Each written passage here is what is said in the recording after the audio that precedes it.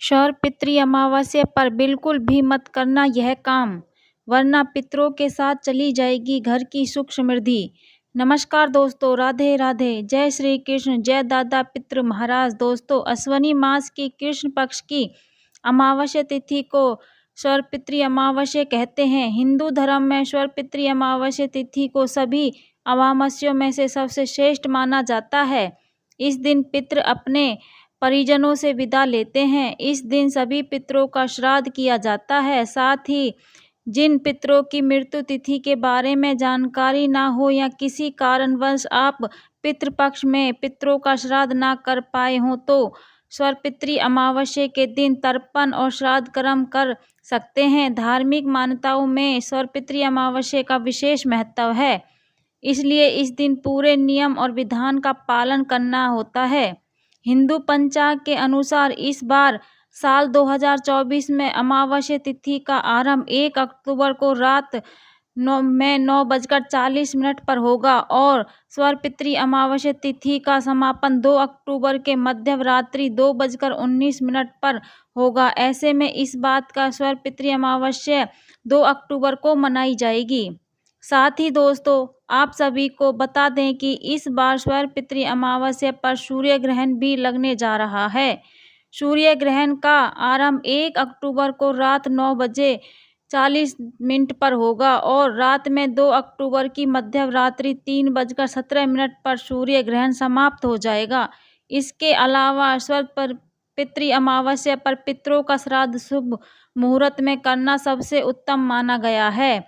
वही कुपुत मुहूर्त की बात करें तो कुपुत मुहूर्त सवेरे 11:45 से दोपहर 12:24 तक रहेगा।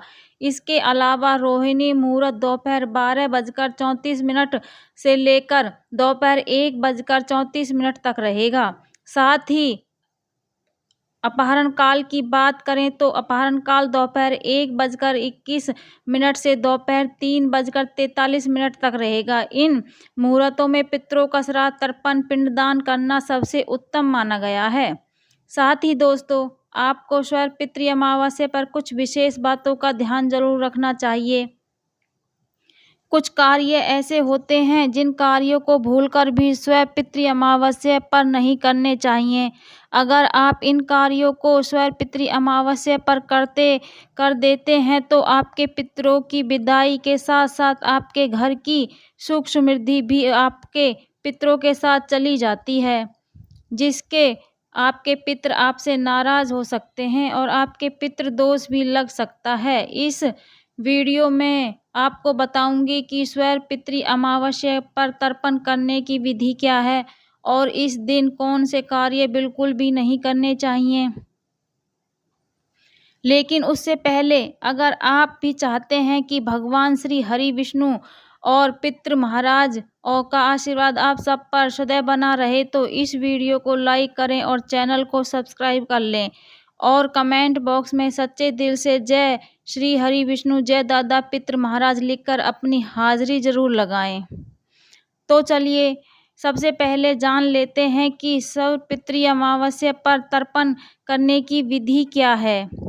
सबसे पहले आपको इस बात का विशेष ध्यान रखना है कि आप जिस स्थान पर तर्पण करने जा रहे हैं उस स्थान को गंगा जल से शुद्ध करें। इसके बाद एक दीपक जलाएं।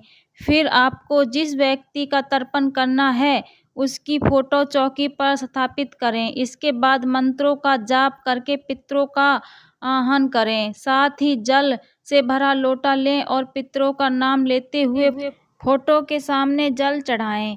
घी, दूध और दही को साथ में मिलाएं और फिर उसे जल में अर्पित कर लें।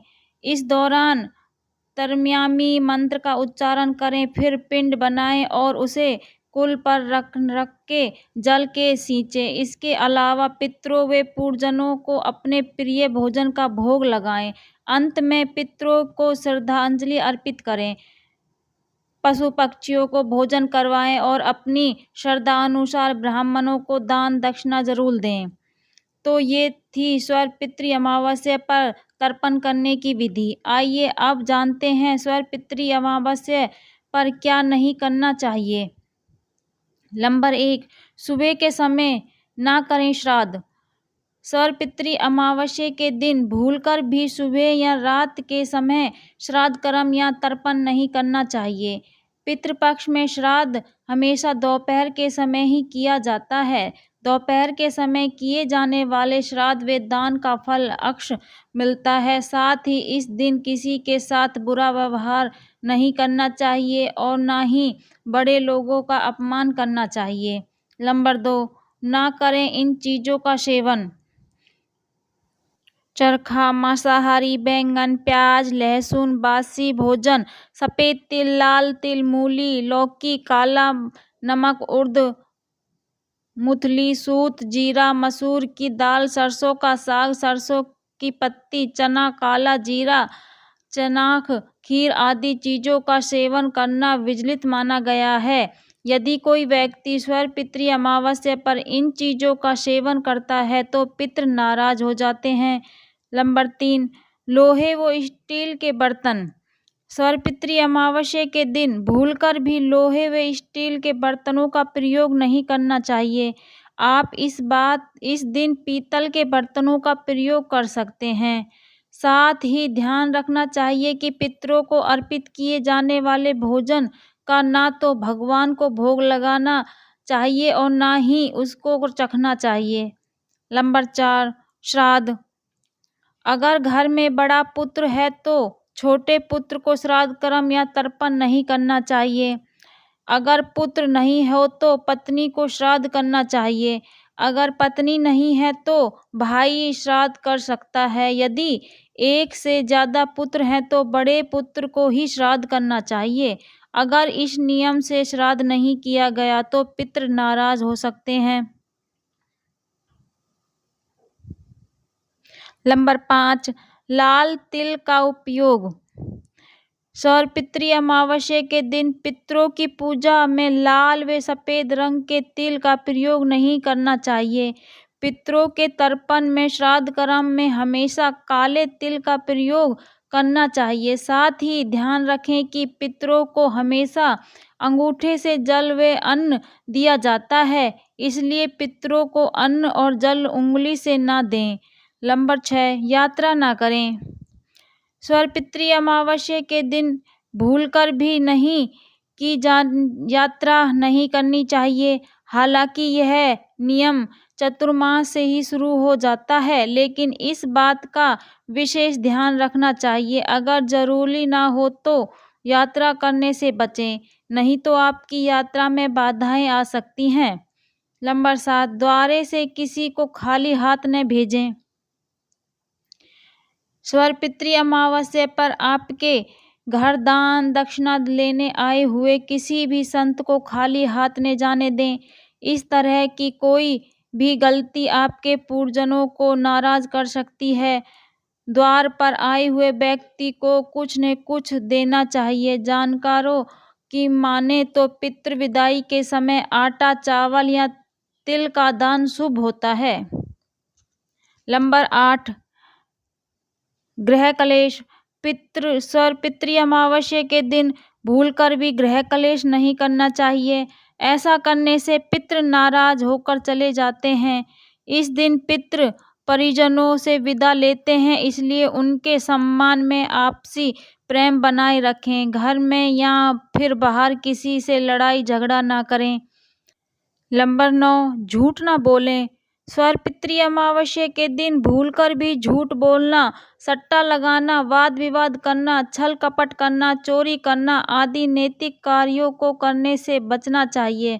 ऐसा करने से पितृ नाराज हो जाते हैं और जीवन में कई तरह की समस्या का सामना करना पड़ता है, जिससे पूरा जीवन दुर्भाग्य में बदल सकता है। नंबर 10, बाल नाखून। पितरों की विदाई के दिन यानी सर्वपितृ अमावस्या के दिन बाल नाखून काटने से बचना चाहिए। ज्योतिषी शास्त्र के अनुसार ऐसा करने से पितृदोष होता है। साथ ही इस दिन किसी भी नई खरीदारी नहीं करने से भी बचना चाहिए।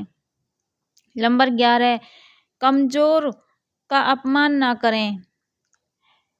यूँ तो किसी गरीब को कभी नहीं सताना चाहिए, लेकिन सर्वपितृ अमावस्या के दिन ऐसा भूलकर भी न करें।